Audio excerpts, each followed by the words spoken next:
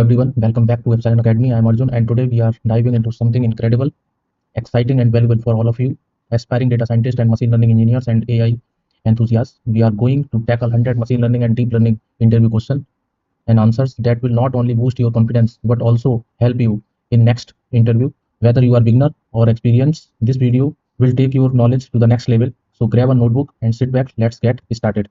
If you wanted to take this PPT, you can comment in the comment box. I will pin a link in the comment box. So in this video, we just covered the 100 machine learning and deep learning questions related to the supervised ensemble or deep learning algorithm. So let's get started with the supervised learning algorithm. So in this video, we just give you the perspective how you can tackle the 100 machine learning or deep learning questions in a one line. So this is a quick revision, you can say like that. This is not the a detailed video about the algorithm. So after that, after covering the 100 machine learning deep learning question, we will just cover the quick revision of all those in, and after that we will explain everything in detail. So let's get started with the first question. So first question is, what is the linear regression? So simple one line answer is a method to predict continuous dependent variable based on the value of independent variable. Means we have a continuous dependent variable and there with respect to continuous dependent variable we have some other independent variable. So we just want to predict the continuous dependent variable. This is the simple linear regression definition. Next question is, what is the primary objective of linear regression? So what is the primary objective of linear regression? We just want to fit a single line and after that we just want to minimize the sum of residuals. So this is the primary objective, to minimize the sum of square of residual. Next question is, what is the assumption of linear regression? So before applying the linear regression, we have to think about the some assumption when we can apply the linear regression. So first assumption is linearity. So what is the meaning of linearity, independence, homodensity and normal of residual? So basically linearity means the relationship between the dependent and independent variable is linear. And the independence means observation are independent to each other, means every feature are independent to each other. And next is the homoscedasticity. So basically homoscedasticity means the variation of error is constant, means if we find out the error variation, that it should be constant. And next is normality of residual. So basically normality of residual means the residual means error. So error of model are normally distributed, not any other distribution it will follow. So it will follow normal distribution. So this is the linear regression. And next what is the logistic regression used for? So logistic regression is used for only binary class classification because it will just provide you two values. So for example, when we can use like email class classifier and disease prediction for disease, there is disease yes or no, so like that. What next question is, what function does logistic regression use to model the probability? So logistic regression, in the logistic regression the model is used like a sigmoid function. And next question is, how do you evaluate a logistic regression model? So evaluating the logistic regression, we use model metrics like accuracy, precision, recall, F1 score, AUC, RUC. So that's the metrics we use. Accuracy we can use if the classes is equally distributed. If classes is not equally distributed, then we go for like F1 score or AUC, RUC. If we just want to predict that disease is not yes or no. So in this in this type, the data is imbalanced because we have the more data in disease is no, or we have less data for diseases is yes. So that's the thing when we that doesn't use accuracy. And like that terrorist prediction. So in the general human, terrorist is less in the count. So that's why we not go with the accuracy. So let's go with the next question. And for the linear regression model, which method to evaluate the linear regression, we can use R2 score or RMSE. Next question is, what is the decision tree? So decision tree basically a tree-like model of decisions, a tree-like model of decision and their possible consequences, means every split, so their possible consequences. So this is the basic meaning of decision tree. And next question is, how do you prevent overfitting in decision tree? So preventing of overfitting in decision tree by pruning. Pruning means you can reduce the number of trees and setting the maximum depth and require a minimum number of sample per leaf. So this is the idea for pruning decision tree, preventing. And next question is, what is the random forest? So random forest is the assemble method using multiple decision tree to improve the accuracy. Instead of using single decision tree, you are using here multiple decision tree. For random forest, you just make the bootstrap sampling. Bootstrap sampling means you randomly select the data and after that just predict the multiple decision tree and take the average in the sense of regression problem and take the mode of classification problem. Next question is, how does random forest handling overfitting? By averaging multiple tree, reducing model variance. How does random forest handle overfitting? By averaging multiple tree, reducing model variance. Already I told you. Next question is, what is the main hyperparameter in random forest? So number of tree in the forest. So number of tree in the forest is main hyperparameter. Also, instead of using decision tree, you can use different type of model here, like SVM in the decision random forest instead of using tree. all these are things are possible. So next question is, what is the support vector machine? This is a very good algorithm.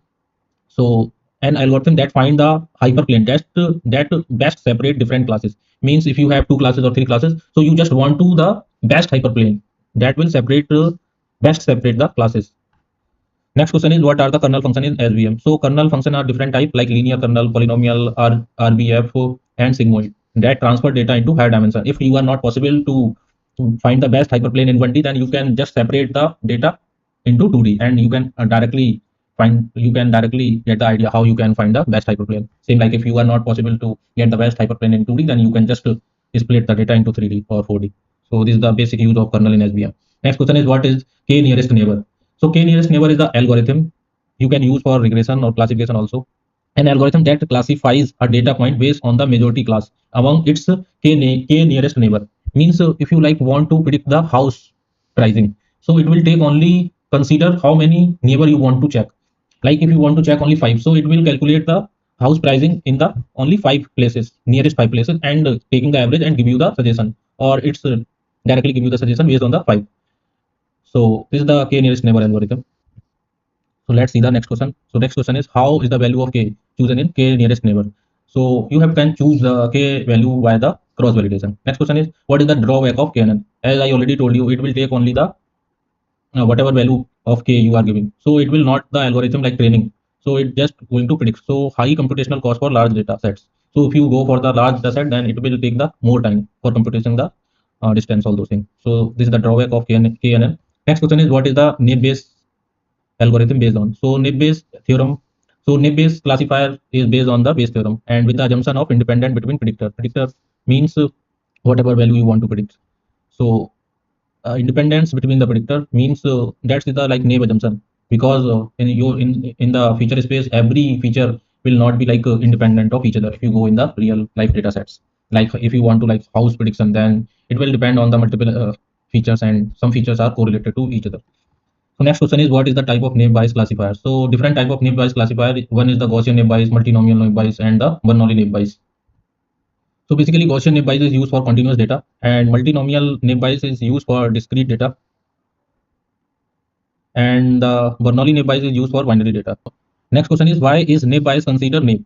So I already told you naive assumption, because it assumes that all features are independent, which is not correct in the real world data set. So this is the naive assumption in the naive Bayes algorithm. Next question is, how is the performance of a regression model typically evaluated? So basically regression model is evaluated based on the R2 score, mean square error, root mean square error, or unbiased root mean square error. So all those the basic metrics in which you evaluate your model performance. Next question is unsupervised. Next question is related to based on unsupervised learning algorithm. So basically in the supervised learning algorithm, you have a target value and you have the labels, like whatever you want to predict based on the labels. In this unsupervised learning algorithm, you doesn't have the labels. So the first question is, what is k-mean clustering? So basically k-mean clustering, an algorithm that partition data into k distinct cluster based on similarity. So, based on the similarity, an algorithm that partition data into k distinct cluster based on similarity. K mean clustering basically use the distance metric, even Euclidean distance, Manhattan distance, any one distance you can use, and it will calculate the distance between the point, and based on how many cluster you want to perform, it will calculate the centroid, and after calculating the centroid, it will set the partition of data into that parts of the k, whatever you want to, like 5 parts, 6 parts. So that. Next question is, how does k mean clustering work? So by iteratively assign data points to the nearest centroid and updating the centroid. So k-mean clustering work basically assign data point to nearest centroid. I already told you it will calculate the distance, and after calculating distance, it will assign the data point to nearest centroid, and after that updating the centroid again and again. So that's the k-mean clustering work. Next question is, how do you choose the value of k in the k-mean? So this is the good question. So basically for using the k value in the k-mean algorithm, you just use ALGO method. ALGO method is the basically the graph between the k value and WCSS. And next is the slot score. You can use the slot score also and gap statics also. Next question is, what is hierarchical clustering? So what is the hierarchical clustering? So an algorithm that build a tree of clusters using the bottom up or top down approach. If you are using bottom up approach, then we call this agglomerative clustering. And if you are using top down approach, then we call this hierarchical clustering. So same thing here is writing as, what is the agglomerative clustering? A bottom up approach where each data point start its own cluster, and after merging it iteratively, and it will build the top bottom up approach. And next is the, what is the divisive hierarchical clustering? Is top down approach where all data points start with the one cluster and is split iteratively. Next question is, what is the DB scan? A density-based clustering algorithm that group closely packed point and mark outlier. So basically, DB scan is a good technique for marking the outlier, because in the k-mean clustering, it's think like every cluster is like spherical shape, and in the DB scan, it's not like the spherical shape. It could be anything, but it's how this is work. For the DB scan, you just have to use the epsilon distance and the minimum sample point. It will basically use the technique like core point, outlier, all those things, minimum point.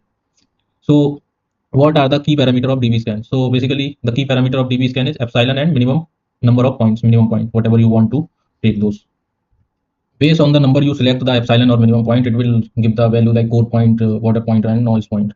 Core point is basically in your circle, how many number of point you decided it enter the circle, and if when you will say the water point, if number of point is less than whatever point you select, but one of the core point is enter in your circle. Noise point, when you make the circle and none of the core point enter in your circle. So basically that was the idea for the DB scan algorithm. Next question is, what is the principal component analysis? Principal component analysis is called as PCA. This is the dimensional reduction technique that transform data into new set of variables.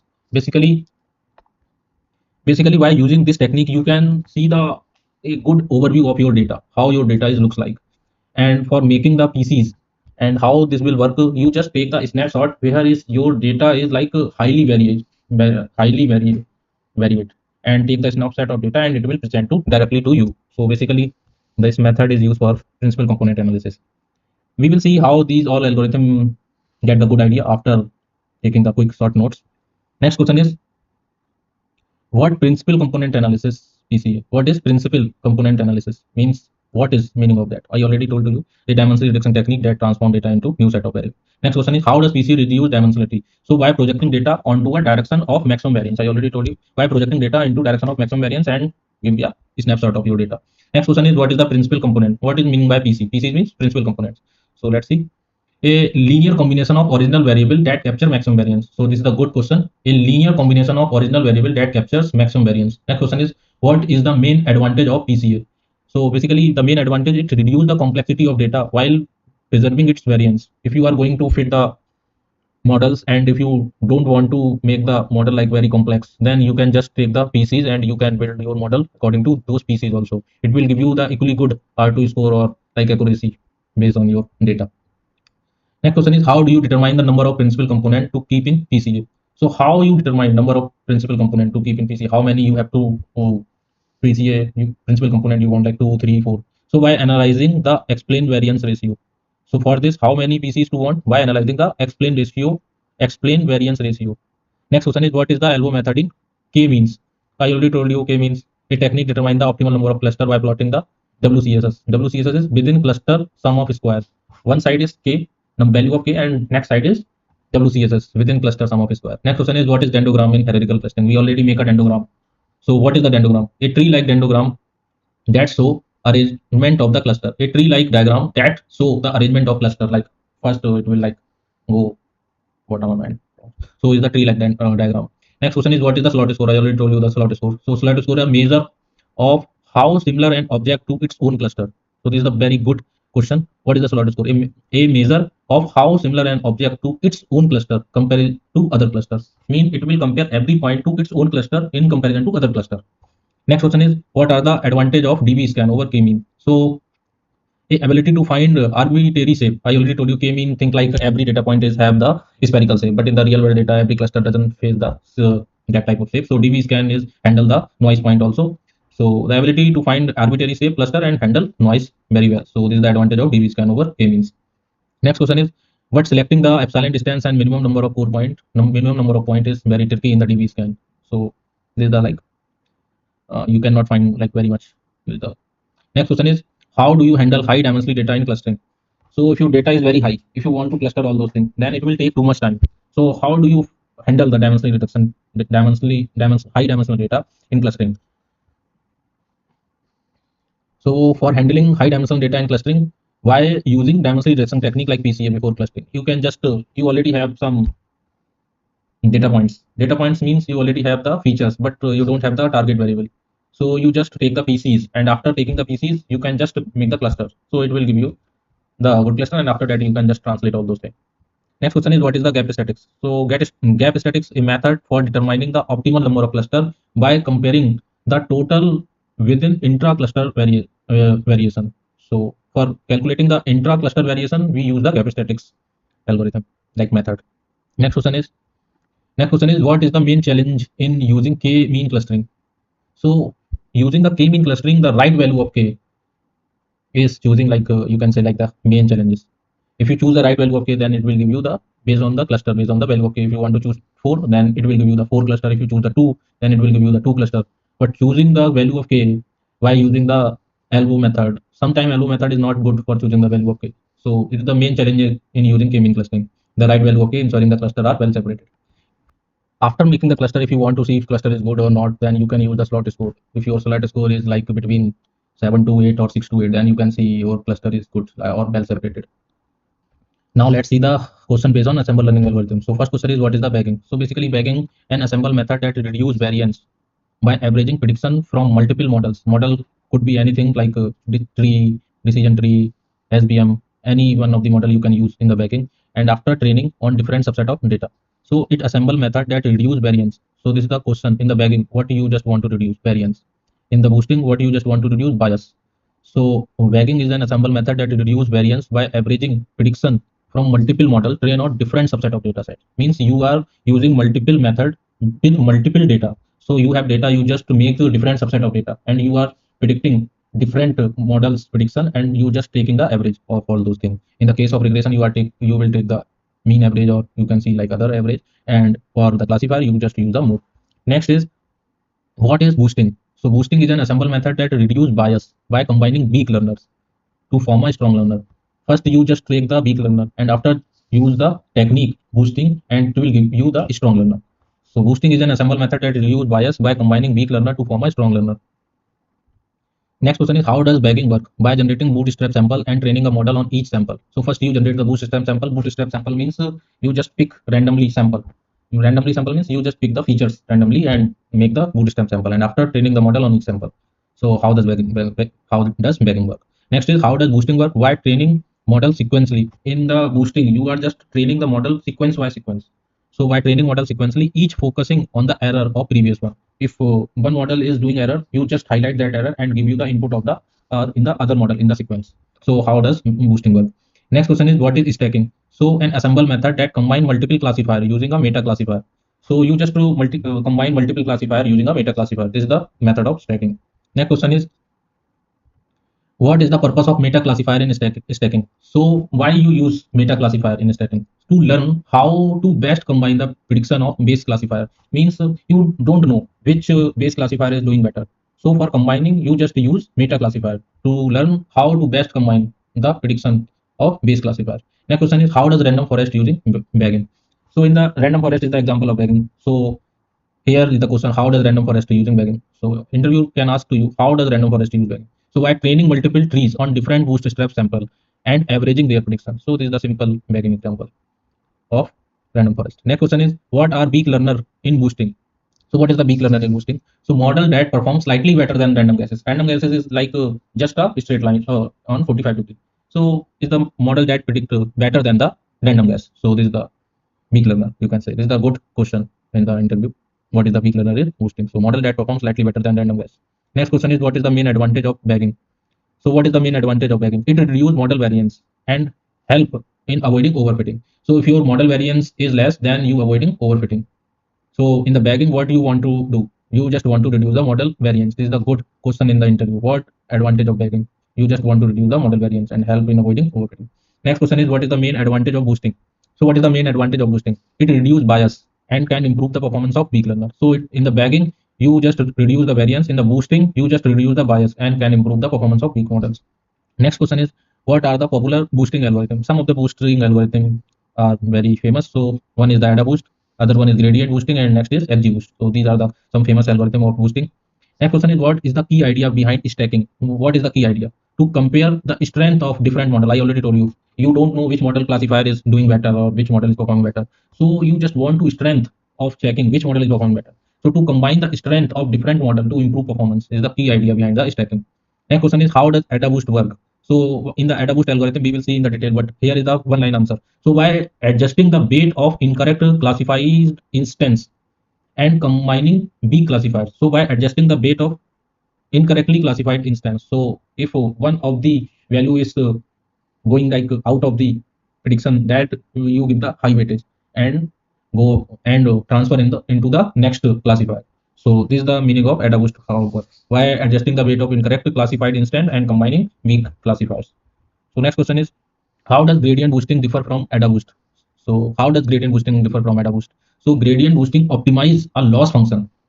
So gradient boosting optimize a loss function by adding models sequentially. So it will add the model sequentially and after that is optimize the loss function. So this is the basic difference between the AdaBoost and gradient boosting. In the boosting, what are doing? It will take the model and if you are doing not doing good, then it will implement the bait for those penalty and give into the and transfer into the next classifier. But in the gradient boosting, it will optimize the optimizer. Gradient boosting optimize the loss function by adding model sequentially. So what is the feature importance in random forest? So what is the feature importance in random forest? So what is the mean by feature importance? Because you can directly find out the feature importance in any of the graph model. So what do you mean by feature importance? So basically a feature importance, a measure of impact of each feature on prediction. One by one, it will check the prediction of each feature on the prediction. Similar like Shapley. In the Shapley, it will take the each feature, but using the single feature, it after that will take 2, 3, 4, all the feature combining parts also. That's why Shapley take time for the large data. Shapley is also like explainability technique. Why is model predicting those values? Like in the image data, you use GradCam. Similar like in the tabular data, you can use the Shapley and Lime also, and you can use Shapley and Lime in the image data or video data also. Next question is, what is overfitting in the context of assemble learning? So what do you mean by overfitting in the context of assemble learning? Even in the assemble learning, you want to like model is not good for overfitting. So when a model learn the noise in the training data instead of actual pattern, then you can say your model is overfit. Like if you get in the 99% accuracy, all those things. So it's mean your model is like learning from the noise also.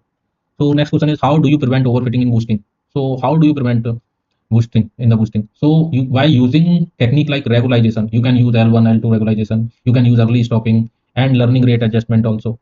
So you can use these technique in the boosting algorithm. If you are like using XGBoost, all those things. If you are getting like 96, 99%, if you have doubt your model accuracy is too much high, then you can use like regularization technique, early stopping, and learning rate adjustment also. Next is, what is the out of bag error in the bagging? What do you mean by out of bag error? You know error, but what is the mean by out of bag error in bagging? So an estimate of the model prediction error using data not including in bootstrap sample means that data point you are using which is not including in your bootstrap sample. So that's the meaning of out of bag error in bagging. An estimate of model prediction error using data not including in bootstrap samples. Next is, what is the role of learning rate in boosting? It controls the contribution of each weak learner to the final model.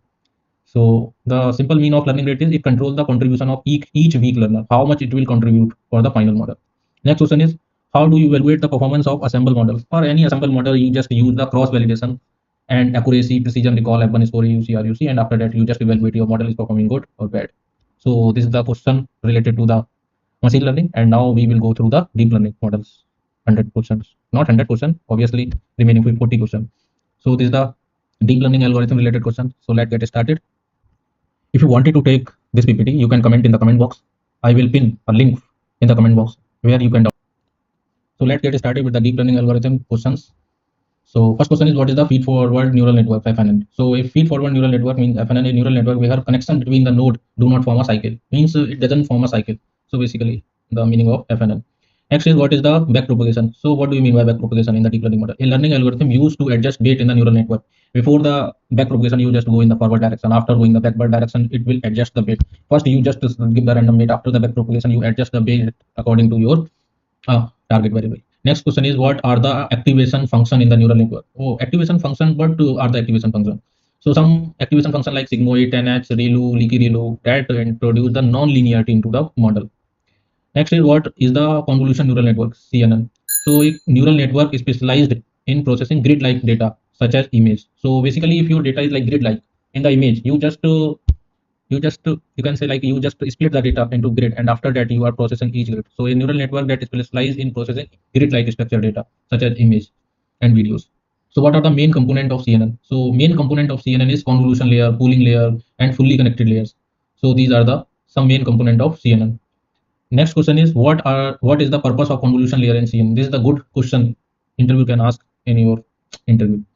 So to automatically and adaptive learn spatial hierarchical of features. That's mean you can just say the what is the meaning of purpose of convolution layer. You just want to extract the features, importance of features. So that's the meaning of the convolution layer. You are just capturing the features from the image or video data. Next is what is the role of pooling layer in CNN? What do you mean by pooling? To reduce the dimensionality of feature map while retain the importance information. Why you are using the pooling layer? To reduce the dimensionality. If you want to reduce the dimensionality and you want to retain important feature, then you can use pooling layer. What is the recurrent neural network RNN? A neural network designed for sequential data using connection from directed cycle. Means in the RNN you are just giving the input of your backward class. That's the meaning of RNN. A neural network designed for sequential data. Like sequential data means text and time series also. Next is what is the vanishing gradient problem in RNN? A problem where gradient become very small, making it difficult to learn long-term dependencies. So this is the variance gradient problem in RNN. If your like sequence is like if your text sequence is like or text or anything sequence is like go beyond the 30, then it will getting the forget all those things little bit. So this is the vanishing gradient problem in RNN. How do you use minimize the vanishing gradient problem using the LSTM? So that is the one question you can think about that. So next question is how does an LSTM network address the vanishing gradient problem? By using gate to control the flow of information and maintain long-term dependency. In the RNN, this is a simple backward connection. You are just going the in the forward direction, and if you get the one RNN output and you just give the that output to the another RNN, and you are going in the sequence. So instead of this, you are forgetting. So that problem solved by the LSTM. So LSTM is using gate to control the information. Next question is what are the gate in the LSTM? There are three type of gate in the LSTM: input gate, forget gate, and output gate.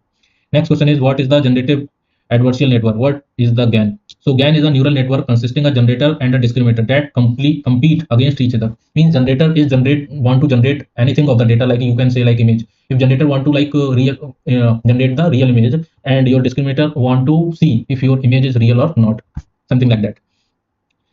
How does the generator in a GAN work? By creating synthetic data to fool the discriminator. You just want to create a synthetic data and you want to fool the discriminator. If your discriminator is not able to capture is your synthetic data is like generated data, then it means you just train the GAN. Next question is what is the role of discriminator in the GAN? Same thing, to distinguish between the real or synthetic data. Next question is what is a very good question. What is an autoencoder? So basically an autoencoder that learn to encode data into a compressed form. Means if your data is in compressed form and you are learn from that compressed form and want then after that decode it back to the original form. That's the meaning of autoencoder. Next question is what are the main component of autoencoder? So an encoder and decoder. So there is encoder part and decoder part. Encoders could be LSTM, CNN. Same thing in the decoder could be LSTM, CNN, or combination of both and any other of the model you can use in the encoder or decoder. So next question is what is the purpose of the encoder in the autoencoder? This is the good question. What is the purpose of encoder in autoencoder? To compress the input data into a latent space representation. So that's the meaning of the encoder in the autoencoder. What do you mean by latent space? Now the question, what do you mean by latent space? So basically a latent space means a compressed or lower dimension version of your data where the most important feature are extracted. Means you extracted most important feature in the lower dimension. That's the meaning of latent space. So basically latent space means a compressed or lower dimensional version of data where the most important feature are extracted.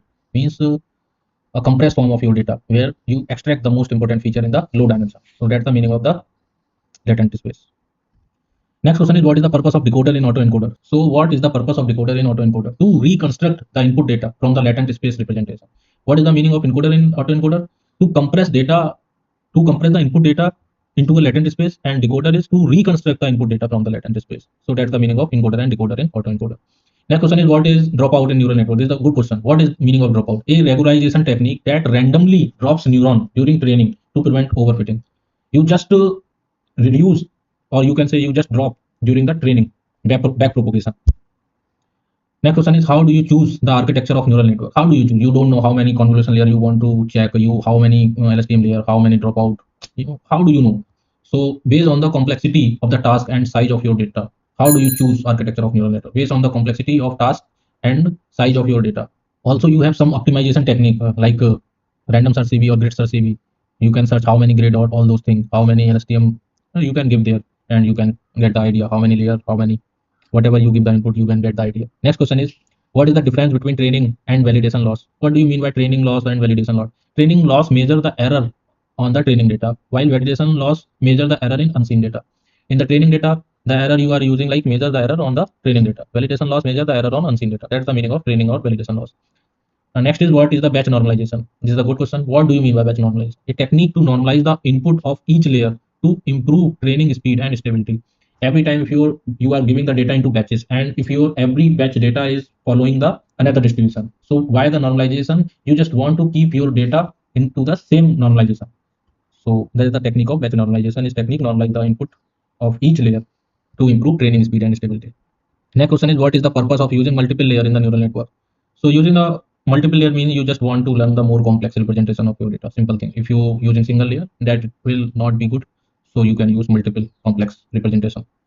Next is, what is overfitting in deep learning? What do you mean by overfitting in deep learning, especially when a model perform well on the training data but poorly on the validation data? Like if you are training accuracy like 90%, but your validation accuracy is like 55%. So means your model is overfit. Next question. Next question, how do you prevent overfitting in the deep learning model? So how do you prevent overfitting in deep learning? Using technique like dropout, early stopping, data augmentation, or you can reduce the number of layer add, or you can increase the number of layer. All those things is the technique for preventing overfitting. Next is, what is the transfer learning? This is the very basic question. What do you mean by transfer learning? Already you have a model which is already trained on the high dimensional data, and if you want to use that model on your data, you just to remove the last layer of that model and train based on your data. That's the simple meaning of transfer learning. So a technique where is pre-trained model is fine-tuned on a new task. That's the meaning of transfer learning. A technique where a pre-trained model is fine-tuned on a new task. Next question, what is the purpose of using a validation set? So to tune, what is the purpose of using a validation set? What is the purpose of using a validation set? You are training your model and you are giving the training data.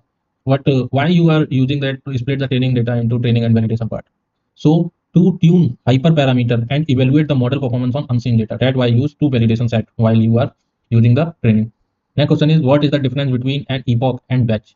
What do you mean by epoch and batch? You are giving the batch size 128, 32, and epoch you are select 150. So what do you mean by this? An epoch is one full pass through the training data.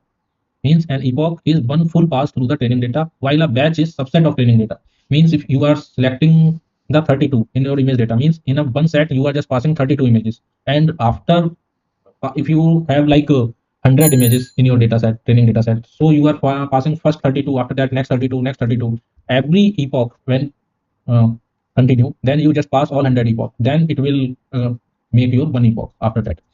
So next question is, what is learning rate in neural network? A hyperparameter. This is the hyperparameter, obviously. A hyperparameter that control the step size during gradient descent. So how much like you move your gradient in your like neural network. So this is the hyperparameter learning rate. If your learning rate is high, then you just go randomly very fast. Next question is, what is the gradient descent? So gradient, what is do you mean by the gradient descent? And optimization algorithm that used, why you use to minimize the loss function by updating model performance, model parameter, sorry. So a optimization technique used to minimize the loss function by updating model parameters. Next is, what is loss function? Gradient descent, what is loss function? A function that measure the difference between predicting and actual value. That you can say the loss function. So loss function that measure the difference between actual value and predicted value. Loss function could be RMSE. Loss function could be mean square error. All those are the example of loss function.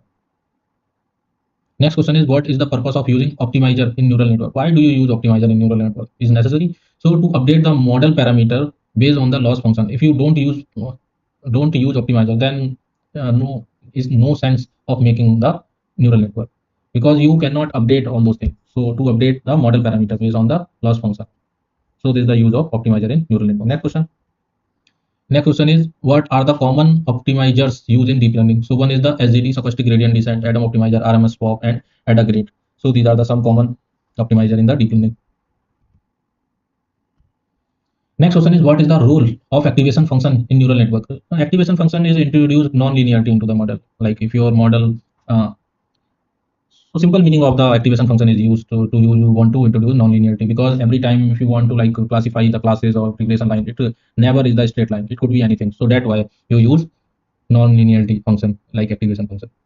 So you just want to introduce the non-linearity into the model, because every the regression line or the classification line, it should not be the linear. So that's why you just want to introduce the non-linearity. So different type of activation function you can use adding the non-linearity into the model. Next question is, what is the purpose of using deep neural network? So what is the purpose of using deep neural network? You just want to filter out more complex pattern. That's why you just use the deep neural network to model complex pattern in the data with multiple layer of abstraction. Next question is, what is the difference between shallow and deep neural network? What do you mean by shallow? So shallow means shallow network have fewer layer and deep neural network have many layer. Simple. This is not like the question interview can ask, but it's okay. Next question is, what is the embedding layer in neural network? What do you mean by embedding layer in the neural network? A layer that convert categorical variable into the dense vector to fixed size. This is the question you can think like. What is the use of embedding layer in neural network? A layer that convert categorical variable into dense vector of fixed size. Fixed size is important. What is data augmentation in the deep learning? If you have low data and if you want to generate the data which come from the same space, so that's you can use data augmentation like flipping or any other technique in the image, or like in the time series you just in the speech recognition you can use data augmentation. So a technique to artificially increase the data of training of the training data set while creating modification version of your existing data of your, you can say that, your data. A technique to artificially increase the size of training data while creating modification version of your existing data. Next question is, what is the purpose of using a softmax activation function? So basically, why you use softmax function? To convert logic into probability for multi-class classification. Before using softmax function, you have a value. Activate softmax function, it will give you, if you want to like only 10 value, if you want to like predict the 10 classes, so whatever value you get like 1000, so it will assign a probability only 10 value if you just want to predict only 10. So that's the meaning of softmax activation function, to convert logic into probability of multi-class classification. Next question is, what is the vanishing gradient problem? Already covered this question. A problem where gradient become very small, hindering the training of deep neural network, means like block the training of deep learning model. That's the meaning of vanishing gradient problem. If you have facing the vanishing gradient problem, then it will block your training in the deep learning model.